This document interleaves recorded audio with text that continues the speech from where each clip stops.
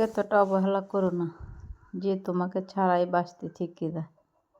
সে কয় রেখো, মানুষ যখন একবার একা থাকতে অভ্যস্ত হয়ে যায়, যখন সে একা থাকতে শিখে দেয়, তখন তার জীবনে আর কাউকে ফেরার প্রয়োজন হয় না। তখন থেকে নিঃস্বার্থে মানুষকে ভালোবাসে, তাদের কপালে অবহেলাই জোটে। অদ্ভুতভাবে তারা ভালোবাসতেই থাকে, নিজের কষ্ট গোপন করে অন্যের সুখে জন্য ভাবে, অন্য মানুষকে বুকে আগলে রাখে। শত কষ্টের ভিতরও তারা হাসে। তাদের জীবনটা এমনই। আসলে আপনি যাকেই আপন ভাবেন, আসলে কেউ আপন নাই দুনিয়ার ভিতরে। বাবা কন, মা কন, বোন কন, কেউ আপন না।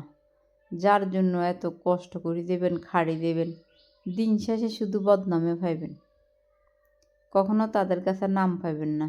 যারা সংসারের জন্য ভাবে, যারা সংসারে ফ্যামিলি নিয়ে চলতে চায়, ফ্যামিলির কথা ভাবে, নিজের কথা ভাবে না, নিজের লাইফ শেষ করে দেয়, তাদের কপালে আসলে এমনে জোটে।